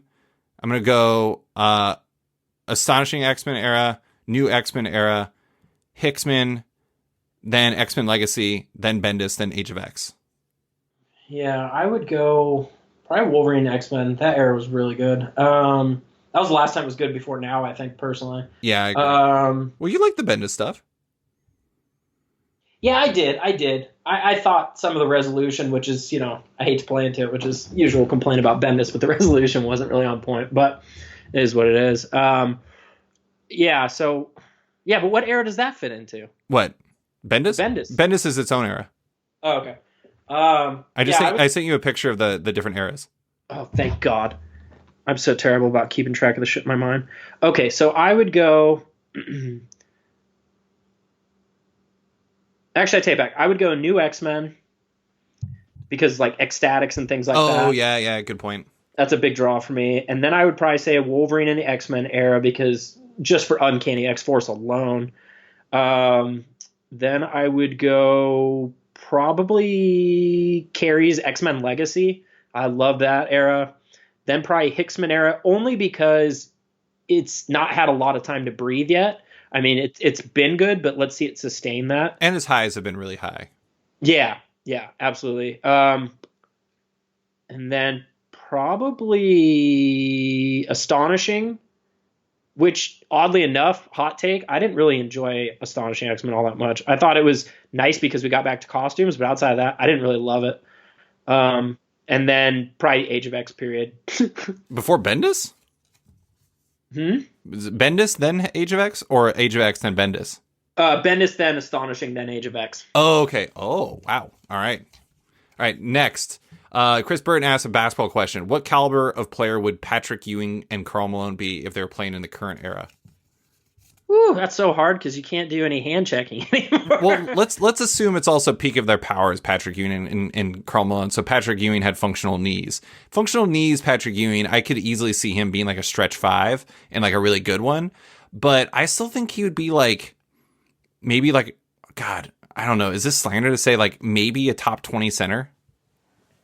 But that's the thing is, his game would be different. Era. The game is so different now. It's so much faster and so much. You've got more multi-tool players as opposed to like if you're a center, you're a center back then. You know what I mean? Like you stayed down in the paint. Now you got centers that run out and kick out threes. Like that's wild. So I think Karl Malone would still be good though, because all he would do is he'd pop to 23 instead of popping to 16. Yeah, I mean doing pick and pop. I mean his entire game was based around the pick and roll and pick and pop. It would be really easy to stretch him out, and he would just fit in most modern offenses. Yeah, if you got him with the right point guard, just like with Stockton, it would be pretty solid. Man, imagine him on the 7 seconds or less Suns. Oh, he would have been amazing.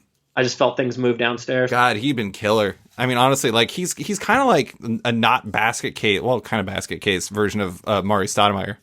Yeah, I have to emphasize kind of because I remember the things he said to Kobe's wife. Yeah, tough stuff. Yeah. Which comic character would be the worst at social distancing / sheltering in place? Gambit. Multiple Man. Ooh, that's a good one. I like how we both immediately went with X-Men. Mine's because Gambit's a perv, and yours is because Multiple Man is Multiple Man. How does that work? Can he give it to himself? Yeah, I guess he would. I mean, so okay, let's look at the legacy virus. If he got the legacy virus with one of his dupes, would all of them get it immediately, or would all of them get it if they came into contact, or would only Prime get it if he brings it in? Man, that's tough. And what happened? How would you get out of that situation? Man, Multiple Man is a conundrum. Epidemiologists would have a tough time with him. I gotta get Anthony Fauci on this podcast to ask him.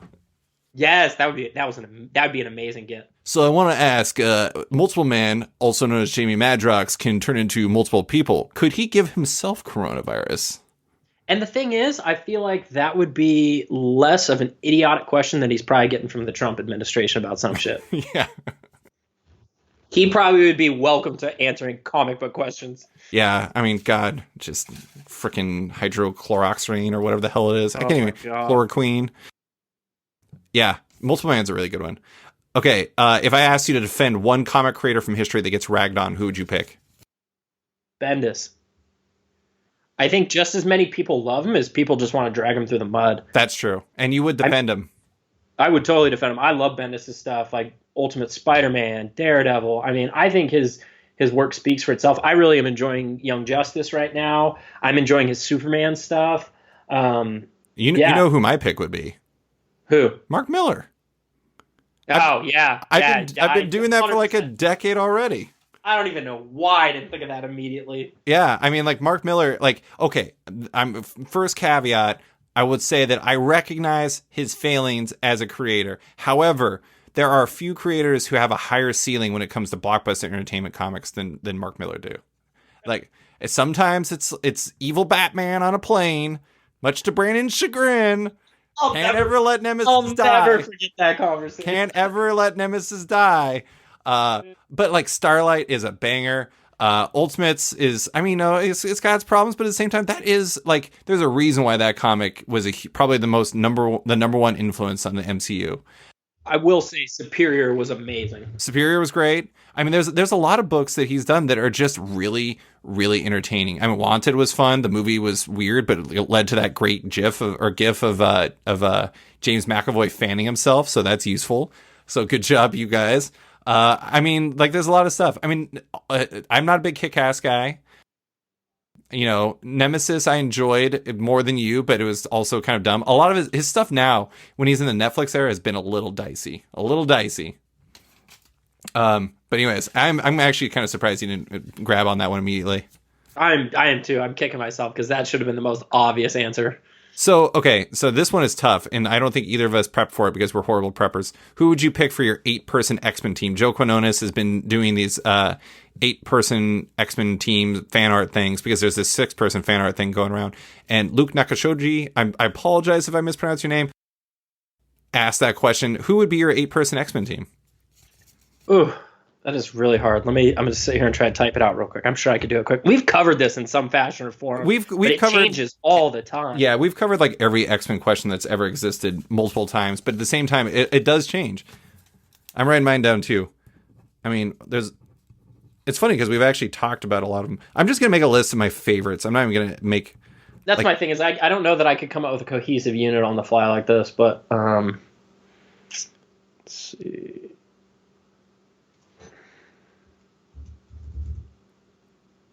It's funny too because it's like you can see what eras you really liked because of like the people you pick. Yeah. Okay. So this would be my 6 just off the top of my head. Oh wait, no, this is a 7. No, it's 8. You're picking 8. Oh, 8. Oh shit. Then I need more than. I need like some beefcakes. Beefcake. Okay, I got mine. All right, go ahead. I'm almost there. Okay, mine would be Wolverine, classic, Logan. Pete Wisdom, because I'm like the one person who likes Pete Wisdom. That's another character I can defend, or a character I could totally defend. Layla Miller and Multiple Man. Brew, Jubilee, Colossus, and Kitty. I like it. No beefcakes. Well, no Colossus is a beefcake.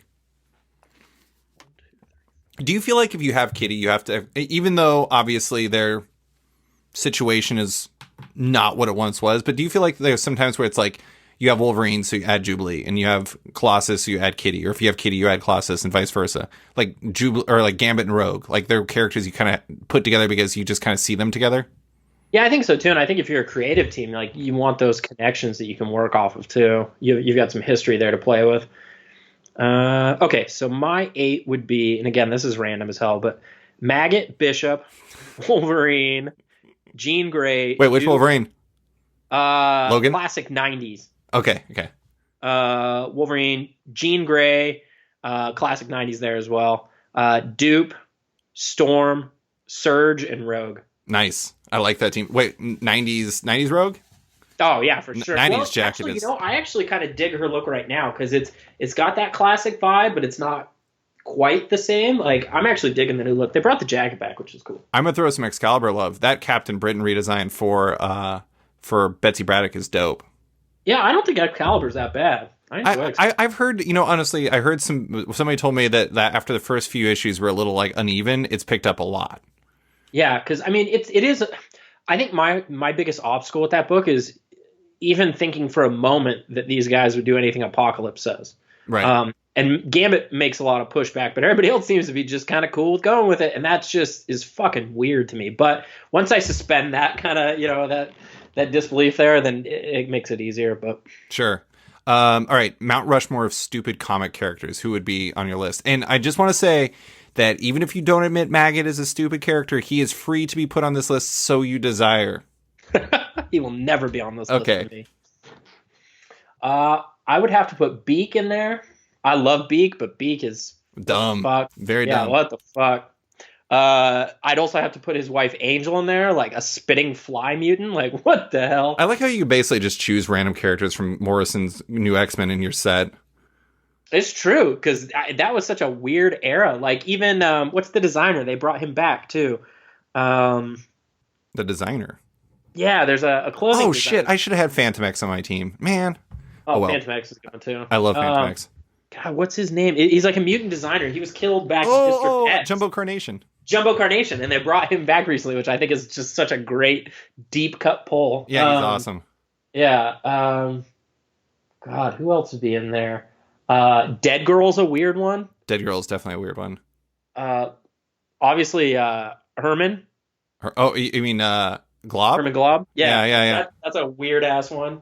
That's see, obviously I go right to the X-Men. I don't know why, but yeah. my Mount Rushmore is Stiltman, Dog Welder, Arseface from Preacher, and Eyeboy. Yes, that's accurate. That's Man, so I would love to see that Mount Rushmore just because you'd have like Arseface next to a dude with a shit ton of eyes on his face. And a guy with a welding mask. Stiltman would look like nothing because you can't see his stilt legs. Yeah. You could just have the stilt legs built into the mountain all the way down. That'd be incredible. You can go to the subterranean layer so you can see the legs keep going. All right. Most exciting sports moment, most traumatic sports moment. Ooh, most exciting sports moment, 2004 World Series, Game 4, we won. That was the most exciting sports event for me. That was just a because, sweep? Huh? It was a sweep? Yeah, we swept in 04 and 2007. We swept both World Series. Oh, man, I forgot. Brandon loves the Boston Red Sox more than he loves basically anything that's not his children. Pretty much. Yeah. Pretty much. Yeah. Well, no.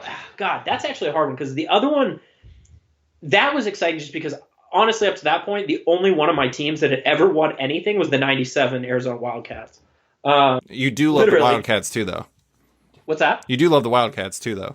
I do. I definitely do. But the only, I don't know. It's possible though that because I went to the 2018, the first game of the World Series at Fenway and was on the Green Monster. That's emotionally up there. Like the 2004 World Series, that's first time in 86 years. That's huge. But going to an actual World Series game and it being my first World Series game, it being at Fenway and being on the Monster and flying out there by myself with edibles and making a whole thing of it, that was such a great fucking experience. I'm curious. It gets brought up all the time. Would Dave Roberts' Steel be up there? Or is that one of those things where you look back on it and you're like, this is a big moment. But in the moment, it was just like, oh, it was a cool Steel. David Roberts, if he had not done that, we never would have won. But you know that now. But at the time, it was huge because it was holy shit, He did that. We made it. Like, we have a chance here, and I think it energized everybody. And people were like, "Okay, yeah, we got Okay, this." that was the thing. I wasn't ever sure if it was like in the moment cool or if it was just like that was a game changing moment. It's like you can point to that of changing everything. Yeah, it was huge because if he'd have got tagged out, like that's that, like, and instead he advanced on, and I mean that was huge for us. My two are pretty easy. Most exciting sports moment was when Malcolm Butler intercepted the pass at the goal line in the Super Bowl against the Seattle Seahawks, which honestly, like, I've never seen something that was more staggering than everything that took place there. Like the amount like of things that had to happen for that to happen was like astonishing. It's like he couldn't call timeout. They couldn't run the ball with Marshawn Lynch. They had to throw the ball there. It had to be a play that Brandon Browner would recognize. So he would put Malcolm Butler, an undrafted rookie, in the right spot. Malcolm Butler had to make an aggressive play on the ball. All these different things. And all of them happened in the right order for him to intercept a ball to win the Super Bowl. Like it was, Amber was upstairs sleeping when that happened, and I let out this sound, and I apologize in advance. It's gonna be very high pitched. Where, I didn't want to wake up Amber, but it just came out. I was like, and, like that was the only sound I made. But inside, I was just like, oh my god, oh my god, oh my god, oh my god, oh my god, oh my god. And most traumatic sports moment was the helmet catch because I hate David Tyree. I don't hate you, David Tyree. I just hate that moment. And F the Giants. Ugh. Yeah. My most terrible sports moment, because I guess I didn't cover that. My most terrible sports moment is probably waking up every day as a Suns fan for the last decade. Just Robert Sarver. It's just one, the Sarver era has just been one ongoing fucking horror fest after the other. Okay, next question. Let's see what we got. All right, David Kelly's back. Digital, analog, or both in terms of what we read? So analog being traditional comics, print. What is your preference? I'm a mix. I definitely, as time have gone on, become way more digital though. Like I am living in a 1-bedroom condo right now, and one whole wall is just comics. It takes up so much space in my living room. So I think at this point in time, I feasibly can't cram any more comics in here. So I've gone digital unless it's like something real high profile, House of X, Powers of 10, Snyder's Batman run, things like that. I mean, it's got to be something I feel like I want in my collection. Otherwise, I'm more apt to read digitally. And then if it's something I really, really love, I'll buy an omnibus or a hardback or something like that so I can thumb through it all. But yeah, single issues are dying off for me until I've got a bigger space to put them. Yeah. Yeah, I am traditional, but I would say that honestly, like one of my favorite comic experiences is just going on Marvel Unlimited and picking a random series that I really love and just reading it again. Like I just read the Darth Vader series that Gillen and LaRocca did. So good. It's amazing. I mean, honestly, like I just love that I can go and revisit like whatever comic I can think of. Do you remember the Strange Tales 2 series? Strange Tales and Strange Tales 2 from like the 2011 range? I just reread Strange Tales 2. It is so fun. There's so many like weird ideas in there. And it's funny looking at it and like seeing like Lemire doing like a Wendigo story. And it's, you look at it now and it's just like, I can't believe these people are doing it. And I don't know. I mean, there's just a lot of fun stuff in there. But Marvel Unlimited, it's like the history of Marvel in one app that costs like $9.99 a month. It's actually really stupid. Like, I honestly think that it's absurd how inexpensive it is for what it is. Like Disney Plus, I guess, is a comparable product. But to me, I actually like really could get more value, like, and you talk about pound for pound, there's like more to watch and more to like reread and stuff in Marvel Unlimited than there is in Disney Plus. I would agree 100%. I mean, there's only so much Disney Plus I can, watch before I'm kind of like, oh, I'm over it. Yeah. Especially now like Mandalorian and things are gone, but with Marvel Unlimited, they're always putting new stuff up. And yeah, I mean, this has been some ongoing and I'm pretty close to finishing. It's like reading the whole X-Men thing from like beginning to end, deviating in all the titles and reading it chronologically. I couldn't do that without something like Marvel Unlimited. No. Just affording all those comics would be like impossible. Yeah, it'd be wild. And some of those I don't want to own. So yeah, I mean, Marvel Unlimited is clutch. I think it's amazing. Yeah, and I agree 100%. I hope they never change it, and they might coming out of something like this. But yeah, that $10 is a joke. Yeah, it's really amazing. Okay, so Next question. I don't know if you had a chance to think about this one. So, Mark Tweedale, a Multiversity Comics writer, challenged us with us each being made the king of Netflix. What 5 comics do you adapt for the service? Remember to mention format, movie, series of movies, miniseries, TV series, medium, live action, traditional animation, stop motion animation, CG animation, or puppets, and any other fun details. Did you have a chance to think about this at all? I know the one that I've said forever, and it can't happen now. But I maintain that I think Netflix, or if Disney Plus had been in effect, I think doing the origin story for Doctor Strange in a Netflix type show with multiple episodes would have been amazing. Mm-hmm. And then have it pick up where he's Sorcerer Supreme and then boom, movie. I think, because we talked about this before, like if you could lay the groundwork and launch a movie out of it, it'd be amazing. And now they're starting to do that kind of stuff. But I think that would have been great. I think a cartoon series of the X-Men again, I would put back out there. Oh, yeah.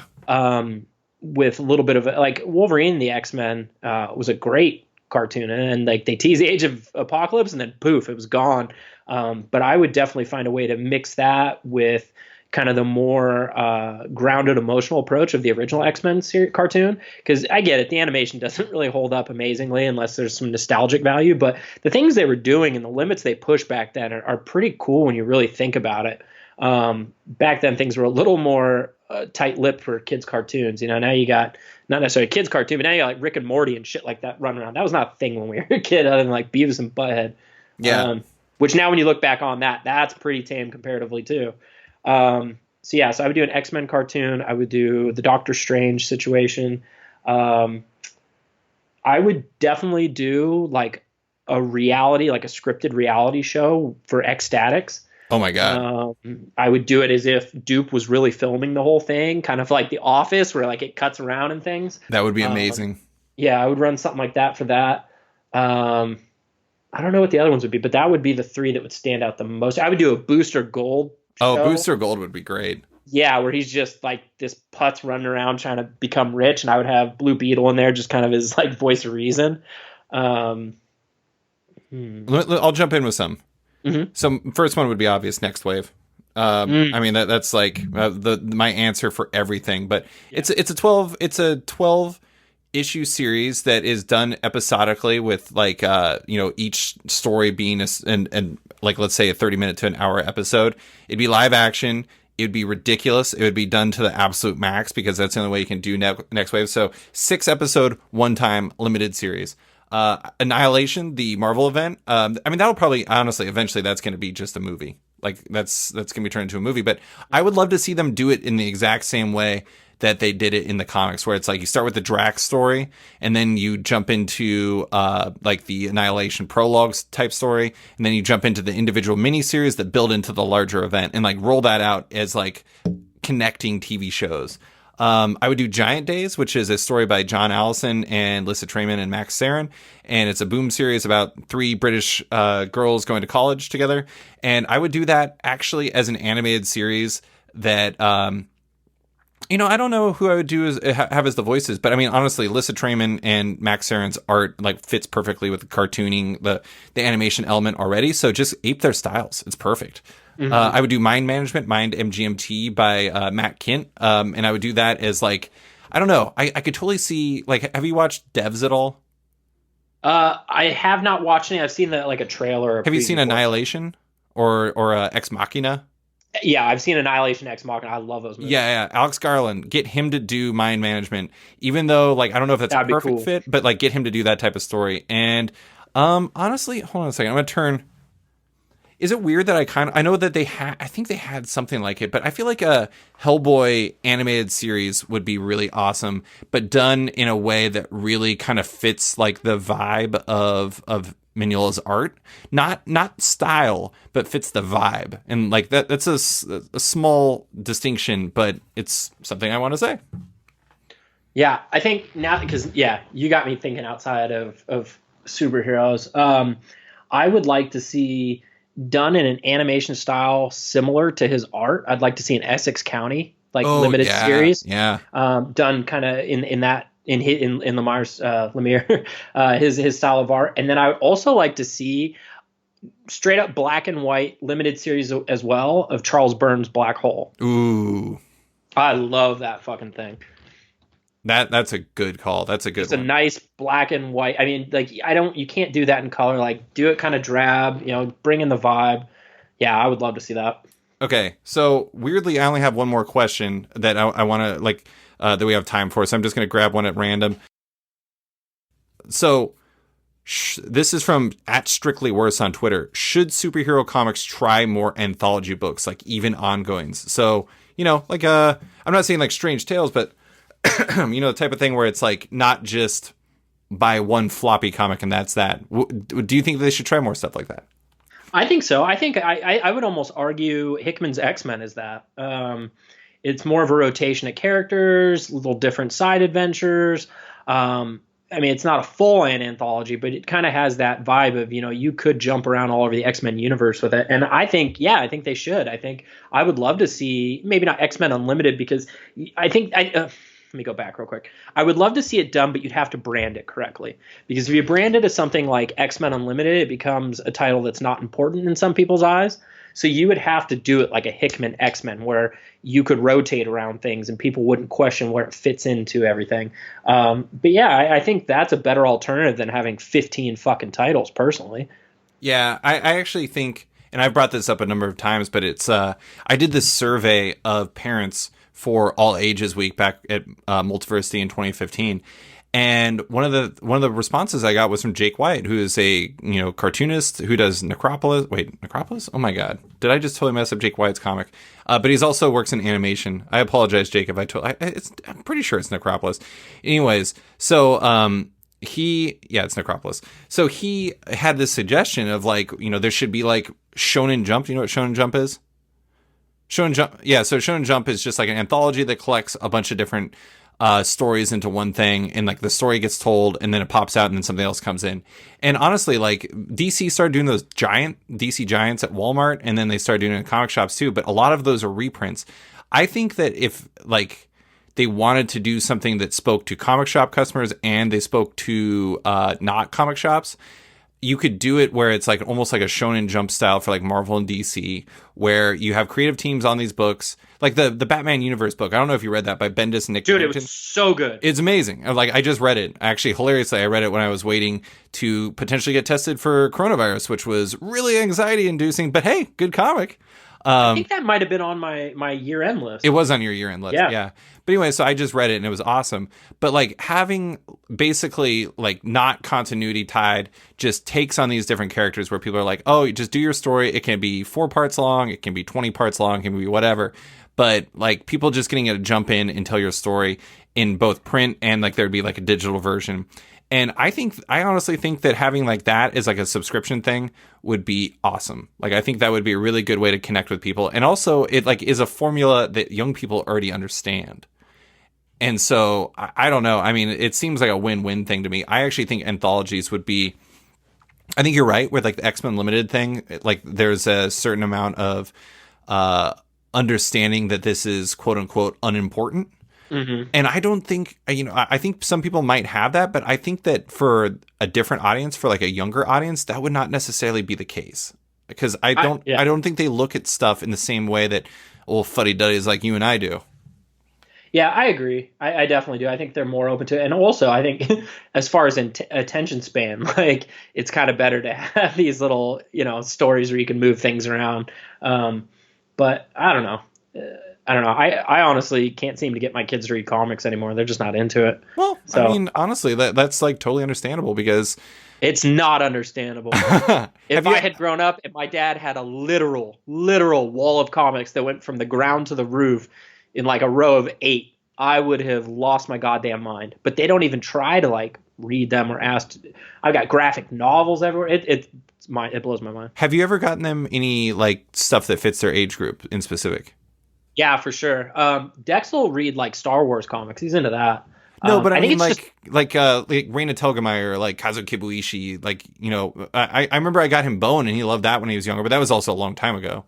He still remembers that. He reads those, dude. No, Bone is awesome. Honestly, yeah. How about this? How about I send you some books and you try and see if they'd be interested in them? And if they're not, whatever. But at the same time, like, there's some awesome, comics that kind of fit those demographics, maybe. I mean, honestly, like the funny thing about comics is like the hottest thing in comics is younger reader comics, because there's things like, Raina Telgemeier made this comic called Smile that's basically just about, wearing braces and like the kind of social anxiety that comes with it. And like you read it and you're just like, every person, I always say that like the audience for Smile isn't necessarily young readers. It's anybody who has teeth, because you had experiences with like, I don't know. I was horrified at the idea of getting braces. I don't know about you. I was too. I would have, if there was a way to like Photoshop different teeth onto my teeth so I didn't have to wear braces, I would have done that.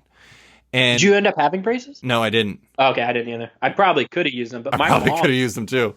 Yeah, my mom had them as a kid, and that's what terrified me about them. She used to talk about the migraine she'd get from and shit, and I was like, "What is this torture device? Like, I don't want this in my mouth. Like, no way." Yeah, there's a lot of stuff that I've carried on. Like, I'm still glad I didn't have it. Sometimes when I get a sliver, I'm like horrified because my dad would be like, get a knife out, and he's like, "I'm gonna get it out," and I'm like, "Please keep the knife away from me." He's like, "Don't worry, I'm gonna run it under fire first." I'm like, "Great, now it's hot." Trust me, I got this. I'm like, let's get your weird medieval solutions to my problems out of here, Dad. But anyways, I'll send you some books, and I don't know. I'm not saying that they're gonna like them or anything, but it's worth a shot. Yeah, I think I've been able to connect more on like me and the kids have been playing Animal Crossing, which is not a game I ever thought I'd be into, but man, in this time where I'm by myself, that game is great. It's time consuming, it's non-stressful, like it's crazy. I do not even understand what that game is. People are like, "Oh, I traded a turnip for 420 bells." And I'm like, "What are you talking about?" Yeah, it's like the stock market. You got to buy the turnips and you got to choose the correct day to sell it because the prices change. How is that not stressful? The stock market is stressful. But it's not like they do it. You have this little island, so you like go fishing, you shake trees and get shit out of it. Like you run from tarantulas, like, and it's this little cutesy figure. Like I said, this is not my wheelhouse at all. But I fucking love it, and I got it for the kids too because we all have Switches, so we just sit around playing together, and it's nice too because when they're at Laura's, I can play with them. Oh yeah, that is nice. Yeah. So, but man, yeah, random shit my kids get me into. I want to get a Switch. Oh, I love it. I used to not. At first, I wasn't into it, but now I find like I like it when I'm watching TV that I don't really care to watch. Sure. I got something running in the background, like some sports or something, and I'll sit there and play it. Like Pokemon, that we have like Risk and Monopoly. I mean, it's a great family thing for sure. I will say, so my big thing during quarantine is I've been watching the Clone Wars series. Yes. I love it. I've never seen it before. It's so good. It's amazing. Yeah, I'm like in the third season and I am just like totally into it. And it's funny because like sometimes I'm like kind of take it or leave it on the episodes. Like a lot of the Padme stuff and like God, the Jar Jar stuff is still like, it's funny watching it. I told Amber, I was like, I actually am starting to believe in the Darth Jar Jar idea because of the show. I 100% believe it. I mean, there's some of the times you're just like, this guy, there's like no way he'd be surviving this stuff with it working out so perfectly. I know it's scripted, but at the same time, when you watch it, you're like, maybe there is something to this Darth Jar Jar thing. I 100% believe in it. He gave up the whole fucking Galactic Senate. It was him. Yeah, that trash boy. God. Yeah, he's the fucking Barry Allen of the Star Wars universe. Oh God, yeah. Don't even get me started on Barry Allen. He's like, I'm gonna save my mom and ruin everything else. Cool, Barry. Like, did you watch this show at all? It's ridiculous. Honestly, I was watching it, and then as time has gone on, I've fallen off. So I don't really watch Supergirl. Actually, to be honest with you, I haven't watched anything except for the Crisis crossover. Mm-hmm. And then that's all I've watched this season. I'm kind of not super into it. It just, I don't know. I haven't watched it in years, honestly. Like I watched the first 2 seasons, and then once like there's so many time travel solutions, and it got to be really annoying. I'm like, this is how normal people feel about comic books. Yeah, the guy who I don't know why I can't think of his name right now, but that played Green Arrow. Oh, Stephen Amell. Stephen Amell seems like a great guy. Seems like a genuinely good person and intelligent enough to bounce out of this now because I don't think it's gonna get any better. He was Arrow for a long time, dude. He was. This was all him, and then but he's smart. Like he's done stuff on the side with like pro wrestling and things. He's got a pro wrestling TV show he's gonna do now. Like also, he made a mint on like convention appearances. He actually started a company to represent people that do go to conventions. Yeah, he's a smart guy, man. And then he's the guy that single-handedly made men and women swoon for a while there with all his like pull-ups and shit. The guy was stacked. And this is why I'm a straight male, and I was like, huh, okay, maybe I'm questioning shit. this is why Brandon and I have no problem saying anything to each other, because we have no problem saying anything to each other. No, we don't have filters. But Brandon, you know what? This has been great as per usual. That was the 250th episode of Off Panel. Thank you for coming on and being my guest. I really appreciate you taking the time. Yeah, man, my pleasure. Anytime. Congratulations on 250. Thanks for listening to this week's episode of Off Panel with my buddy Brandon Burpee. You can find him on Twitter at Brandon Burpee. As a heads up, Off Panel is once again brought to you by Sketch.com. Check out the new version of the site and consider subscribing for access to all the site's content and its members only forum. If you're a fan of Off Panel, make sure to check it out on Patreon. If you back the show in there, you not only support it, but you get early access to each week's podcast, access to weekly content, and more. Also, don't forget to subscribe to Off Panel on iTunes or Spotify and give the show a rating or review while you're at it. You can find Off Panel and Sketched on social media by liking it on Facebook at /Sketched. That's SKTCHD. Follow it on Twitter at SketchComic or following me at @SliceFriedGold. Also, check out the show on Instagram at Instagram.com/SketchComic, where I'm doing weekly Instagram live episodes of Off Panel. Big thanks to all my existing patrons, including Charlie Chu, Greg Peterson, Stephen Hall, Dan Lee, Cameron Schrader, Pensacola Pop Comics, Kim Estlin, Philip Marup, Christian Shelton, Kenny Porter, Chris Pachalo, Torin Grunbeck, Fuzz Bubbles, Christopher Todd, Transmitter Down, Harry Sayer, Waltz Comics and Books, Carl Mizell, Danny Ollie, Paul Slates, Litwin Studios, Akil Wilson, Alex Dimitriopoulos, Terry Dodson, Troy Jeffrey Allen, Liana Kingus, Keegan Ray, Milton Lawson, Wesley Giff, Sean Kirkham, Harry Small, Alistair Ross, Julio Anta, Brett A. Schmidt, Jason Goodmanson, Paul Ryanwan, Vita Ayala, Aditya Bidikar, Tara Ferguson, Dave Slusher, WMQ Comics, Akil, Kokachi, Phil White, Sean Pinello, Ken Heidelman, Philip Seavey, Al Ewing, Ryan Alcock, Nick Michelin, David Kelly, Robert Wilson IV, Nick Polito, Owen McCready, Brendan Fletcher, Gary Maloney, Jonathan Nilsson, Matthew Groom, Jason Massey, Adam Bogert, Xavier Files, Matthew Taylor, Tyler Turner, Nick Patera, Jacob Sorelli, Ford Gilmore, David Braldy, Ira James Udaskin, Nick Hall, Bjorn Basin, John Hendrick, Steve Anderson, Ian Maxwell, Cliff Chang, Benjamin Shipper, Colin McMahon, Chris Palmer, Scott McGovern, Nathan Fairbairn, Kat McKenzie, Greg Rucka, Adam Highfield, Fiona Staples, Chris O'Halloran, Mark Abnett, Mike Murphy, Michael Shirley, Tom Barnett, Jim Demonakos, Norbert Niccolo, James Kaplan, and Mission Comics and Art in San Francisco. You guys are all the best. A quick thanks to Upright T-Rex Music, who wrote and performed Off Panel's theme song just for the show. Check out their music on Spotify because it's completely delightful. Thanks for listening, and tune in next week for another episode.